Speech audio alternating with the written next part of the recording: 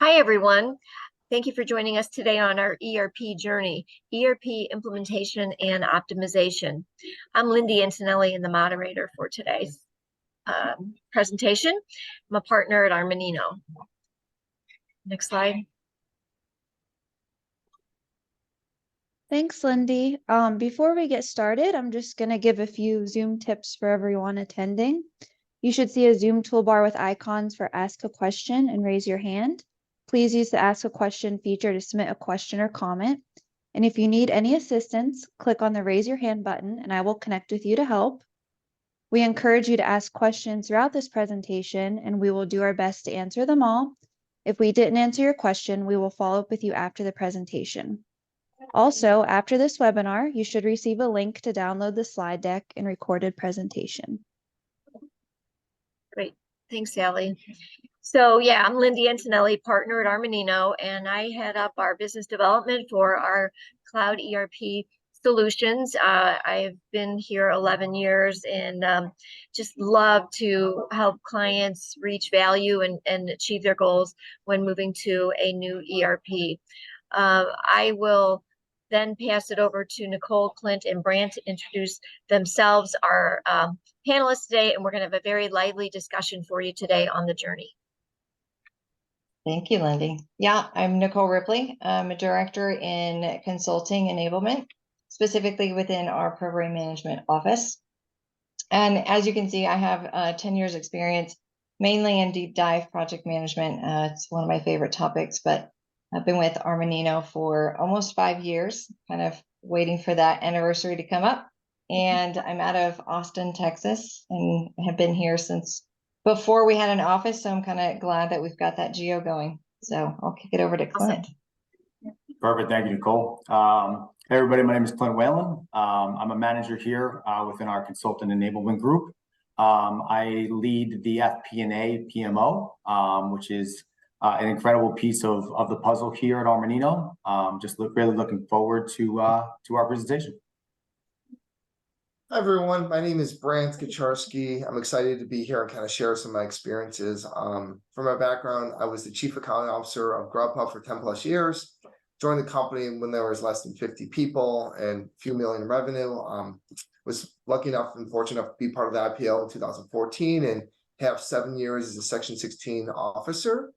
I exited the company summer of 21 upon the sale to Just Eat Takeaway, and now I'm the chief accounting officer of Ethos, which is a $500 million venture-backed SaaS company focusing on disrupting life insurance. Great. Well, thanks, Bram, for joining, and Clint, Nicole from our team to be here as well. We have a few learning objectives. This is a conversational too, so feel free to, as Ali said, type your questions into the chat. We'll try and get to everything here. Next slide. So just a couple words about who is Armanino. We are a national-based accounting and technology consulting firm.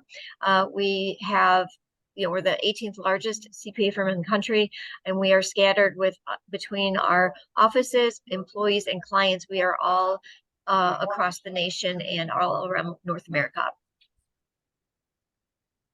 We do get a lot of accolades and, our work here, but, one of my favorite things is that, we get all these accolades from the Best Places to Work awards. I think it's super important to really show that your employees, really like coming to work every day when you win these awards like that. So first, we're going to start off having a conversation around implementation methodology. Okay, so here's some client roles and responsibilities. And Brant, when you implemented Sage Intacct with us about a dozen years ago, we implemented it 15 times for you in the course of your tenure there at Grub. How important was it for you to really have named roles and responsibilities on your side, on the client side of the project? I always tell people I'll do a lot of client reference calls for Intacct and kind of just get into the seat of what software people are thinking about. And what I always tell people is, versus the software, what you're thinking of put in, whatever that may be, it's really the firm and kind of who you work with that's going to make or break the software, right? Right. You know, if you don't plan initially and get all the controls, the access, the reports, the integrations with your back end and get everything flowing, the software isn't going to matter. So it's critical to really have organization, have it planned out, and really, you know, have someone who understands the engineering component, right? That's something I really appreciate about Armanino, where, you know, we first put our system in, you know, many years ago, and we had a project to really take the back end of Grubhub's ordering system, and at its peak, we're doing 700,000 orders a day. How do we take this database that everyone knows and kind of get that data over daily into Intact, right? And it's never been done before when we were doing this years ago. And how do you code it? How do you build an API that was not there? It was the first of its kind. And, you know, working with a team that knows engineering, accounting, planning, everything is great, and organizing things. And, you know, kind of as you mentioned, Lindy, right? No, we did it for the first time, you know, many years ago, but we did it every few years as we bought a company, and we did 15 of these things, right? And we would do them in 3 months, because we would start planning a month or two before we bought the company. It was live, right? Of what do we want it to do? What's the tech? Getting people in there while, you know, things are still kind of, you know, being negotiated, and everything, just really planning ahead. Yeah, that was important, getting that plan together. And speaking of plans, Nicole and Clint are on our project management team. And, you know, on the same side, on the Armanino side, we have roles and responsibilities as well. So any thoughts, Nicole or Clint, on roles and responsibilities and how important that is? Yeah, I think the roles and responsibilities are huge, because as I like to put it, we put together like a RACI, which is your role and responsibility. And it helps people stay in their lane, and specifically in the right lane. So it makes sure that the people that are on the team are really focused on doing what they're there to be the subject matter experts for. And then it just helps us hold each other accountable. So, and then having the right size team is important, and having the right skill sets coming in together to build that team is important.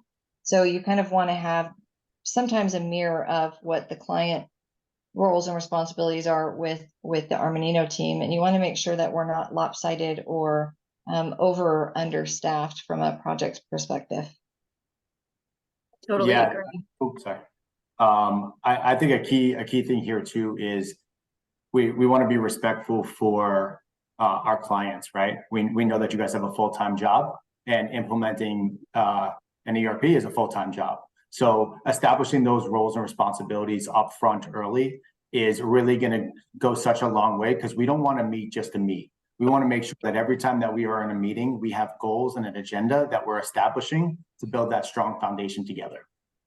You know, Yeah. the one thing I don't think I mentioned enough too is, you know, an ERP isn't just an ERP. It's not just Intact. It's Salesforce. There's other things you need to have speak to Intact, right? So earlier I kind of talked about the API call, and, you know, that's just as important, because your ERP, Intact here, for example, needs to be able to talk to these other sources. If it's payroll, Salesforce, if you're a SaaS company, right? If you're a SaaS company, right? You may have your contract negotiation live in Salesforce, right? And then you may close it and you have all these multiple performance obligations. You got to get that into your software and have it feed in and have approvals and everything in there. And that's all part of the bucket of knowing that, hey, what other systems need to speak together? And that's organized here, and there, right? Totally. I mean, accountability, integration, making sure everyone is talking and collaborating, and making sure that everything is accounted for, I think is so important. We've got another topic. Let's go to the next slide. So this is the Armanino implementation methodology. Happy to share it here. My take on this and how I explain this slide is hope is not a strategy. Okay, we need to have a plan and a methodology. And this is really what Nicole and Clinton and our PM teams really are just perfect at doing this. So I don't know, why don't you guys maybe talk about some of these items here on this slide? Clint, Yeah, of course. This is one of my favorite. Like plan and analyze is one of my favorite, because it's really setting the stage, right? We want to make sure that we hear from you about how you're doing things on your side, and we're going to build those requirements out together. And then what we're going to do is we're going to partner with our delivery team on implementing leading practices into the software to make sure that the client is set up for now and in the future to ensure that they can reach their goals of where they're looking to go. And Brant, comment on that, Brant. You had, we did these 15 implementations with you, and you even said up front, we do a lot of planning 2 months before the deal's even closed. We were under NDA and we were planning how we were going to attack this project. So number one on our list is plan and analyze. Well, when we were doing these 15 deals, Grubhub was a public company, right? And if we closed a deal in September, our deal was, the MSA was, 100 days or 3 months. And, it's a risk if you buy a company that's good size and then, you don't have full Sarbanes-Oxley controls. You don't have access, approval, review, journal entries. You're doing things manual. And, you wait more than 3 months. That's an audit risk. As a public company, that was a big one. So it's always about like, how can we get everyone playing by the same rules? One uniform control environment for everyone to play together on, and how do you do it efficiently? And once again, having engineering and all the different applications that need to roll in for that entity involved. Yep, totally agree. Nicole, any thoughts here? Yeah, I think if you, like Brant, to your point, just trying to work on a specific timeline and really being efficient with the resources that you are invested in the project, having a detailed methodology like this helps you get exactly where you need to go, and by a certain time, much more effectively than just having hope. Like Lindy said, you've got to know what it is that you need before the next phase, right? And then you need to make sure that you build in time to really listen to one another and continuously build out the plan from there. But this is it's like a roadmap to get you where you want to go, and it can help you get there as fast or as complex as you need it to be. But without this, you're starting from a really, really bad place.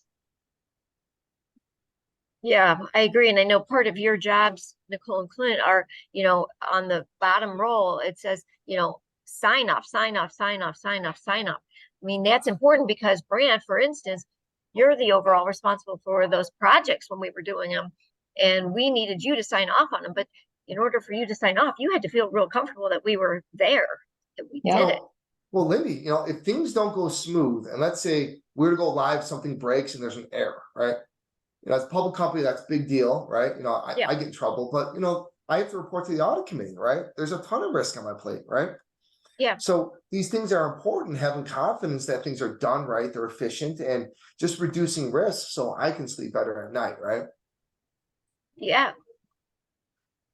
Yeah, one of the things that I also tell people, sometimes if you dig into any one of these, like waiting for sign-offs or having a cutover plan, people are wanting to run so fast. I often tell people you sometimes have to slow down in order to speed up, right? But speeding up in the right way. So it kind of sounds weird, but slowing down to speed up is important, especially around sign-offs. Totally agree. Well, thanks for your input in here and discussion. Let's move on to the next slide. This is another favorite of my slides. I call this, it's an evolution, not a revolution, meaning, we engage with our clients and customers over time. In the beginning, we have all the knowledge and the power, but then we go over to your core team, and then finally your end users, to then you guys have, meaning the customer has the knowledge and the power. And that's really where the value is, in our implementation methodology. So anybody have any thoughts on that? Nicole, I know you live by this too. Yeah, one of our core goals is not just to implement the software. It's also to kind of enable your team to really be able to live in it once we go live. And so this is kind of that model to make sure that in the beginning, we're there to kind of help, guide, educate, configure, do the things. But along the way, the closer we get to, to go live, we're really bringing in the end users and getting subject matter experts, because once we hand you the keys, we want you guys to feel comfortable with, speeding through the next stoplight. And so really fully owning what you've purchased and invested in. Right. So we had a question come up in the chat. Thank you. How do you set the stage with the client prior to the planning and analyzing stage, so we get the mutual buy-in?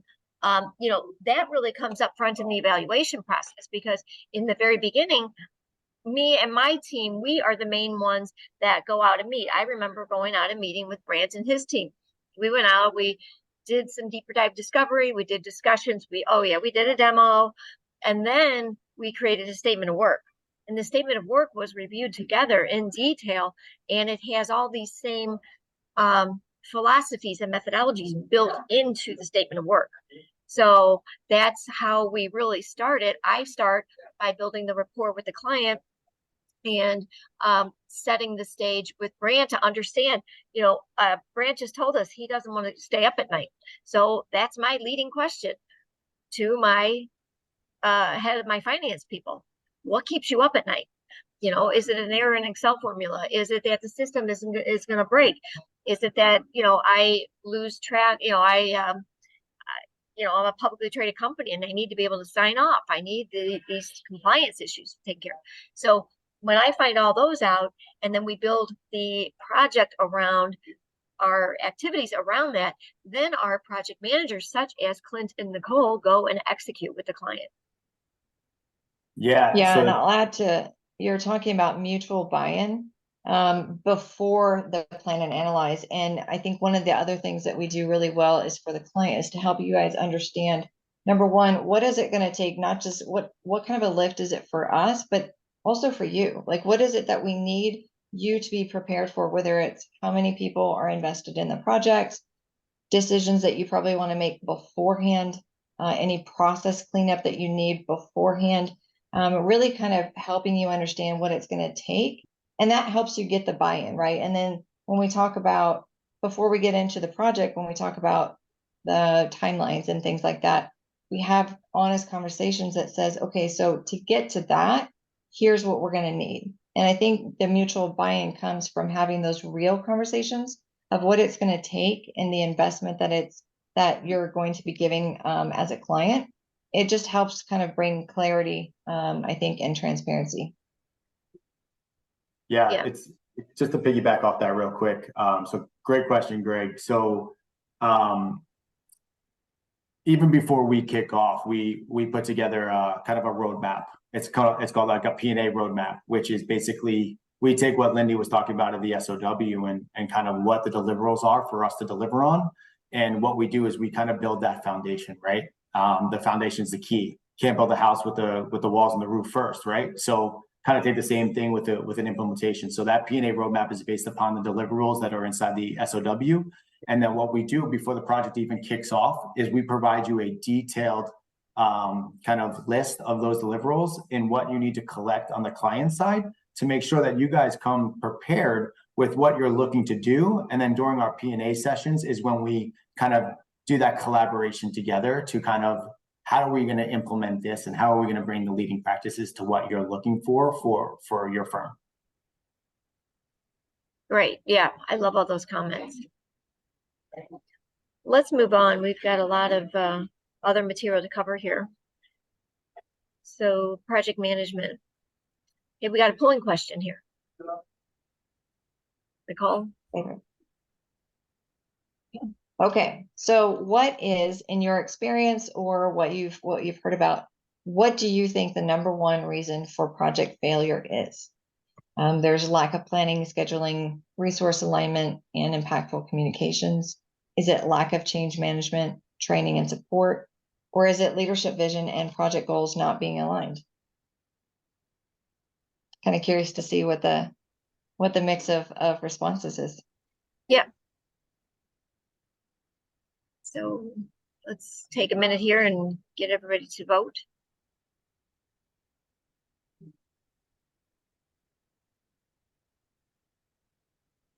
Okay.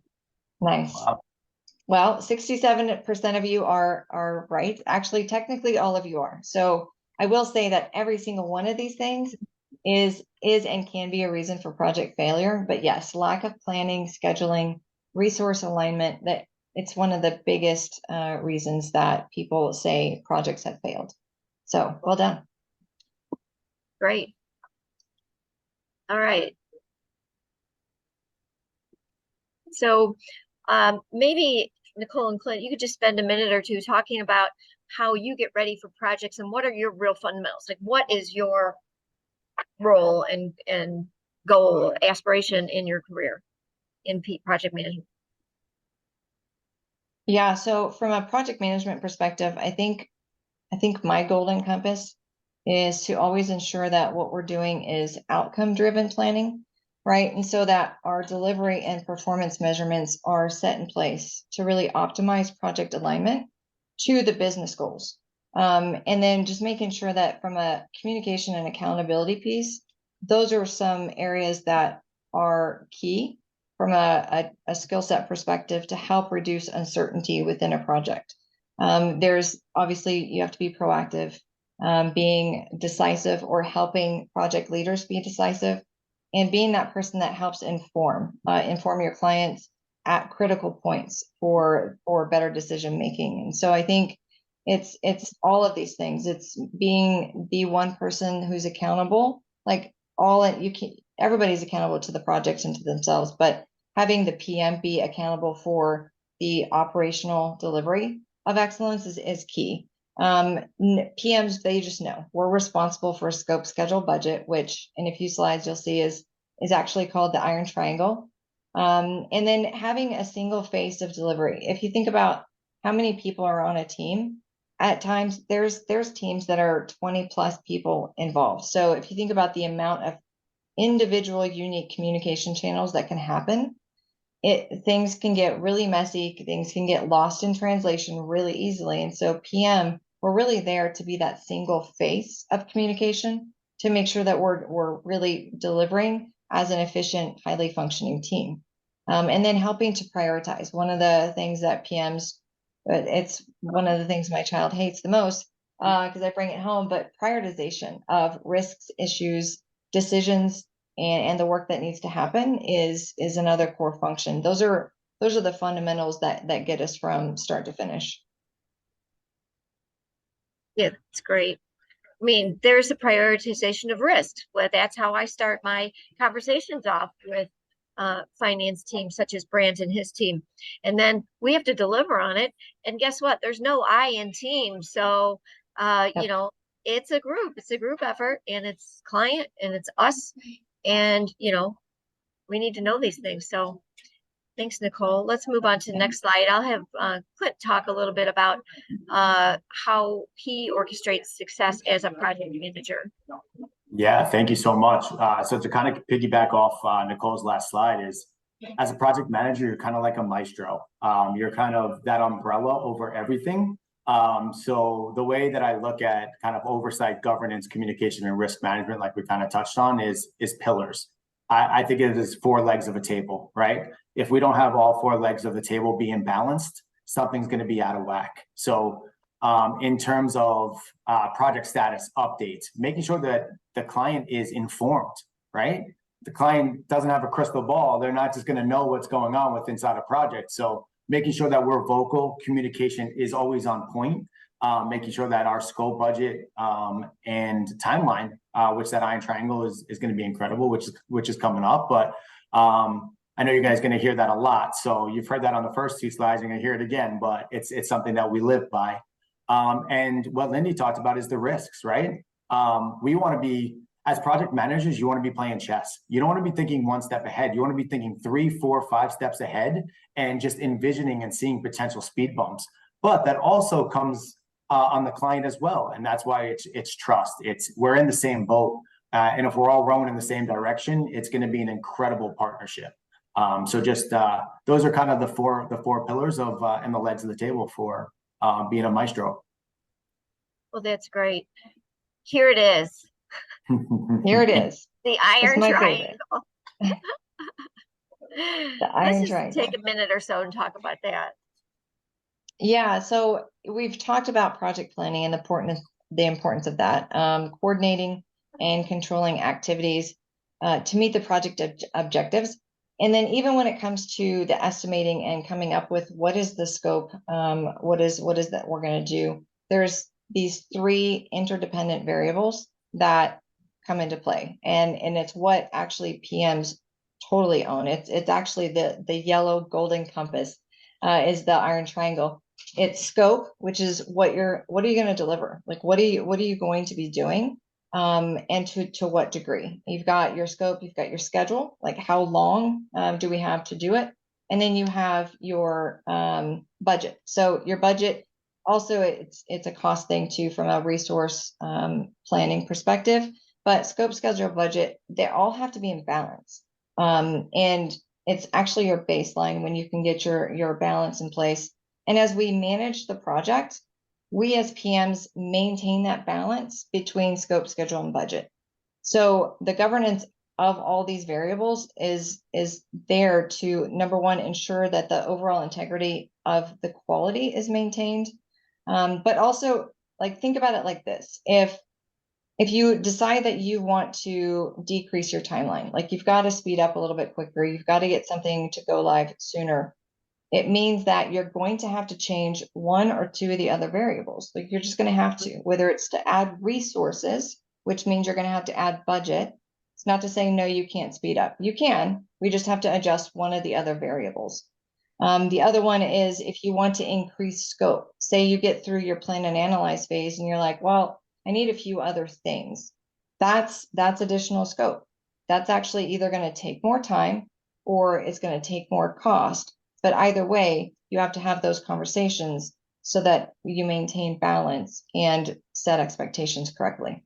Yeah, I think it's balance and expectation setting. And Brant, in the case of the 15 implementations that we did together over the last decade or so, we had to know the time because we had this 100-day turnaround, part of your MSA when you were acquiring a company. We wanted to know the cost and the budget so that you could build that into your fees and your whole budget. But then the scope, I mean, I don't know what is better. I mean, all of them are so important, but that scope, we had to know that what we were doing ahead of time so that we could get our resources assigned so we could make your time and cost goals. Well, yeah, the variable I mentioned earlier is engineering, right? A lot of times, Yes. You have to get engineers to code things from a database or a server to your ERP, and that's challenging. A lot of firms don't have the engineering, or they only have one. I mean, you guys have a very deep bench of engineering talent, which is great. That can speak to our engineers, right? Right.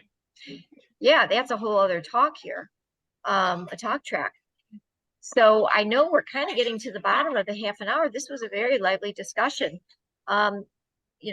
Brant, any other words of wisdom as We you need 30 more minutes. I know, we do. I feel like we should do another one. Here. Yeah, we should do another one. Part 2B. Yeah, we should do it because we need to do it on managed services. We didn't even get to that in our conversation today. So Allie and I'll make sure we set that up. Yeah. But love to do it. that's real important. And Brant, I really appreciate your time today and your thoughts and words of wisdom. And Nicole and Clint, as our feet, you're in the trenches, you're our team, and that's you're a big part of the reason why we're so successful is you're keeping these projects on track, on time, on budget. Yeah, thank you so much. Thank you. Thank you for having me. Really appreciate it. Yeah, you guys have a great rest of your day, and we'll talk again real soon. Thanks to everyone that had attended today, and I think Allie will be sending out the slide deck in the next day or so.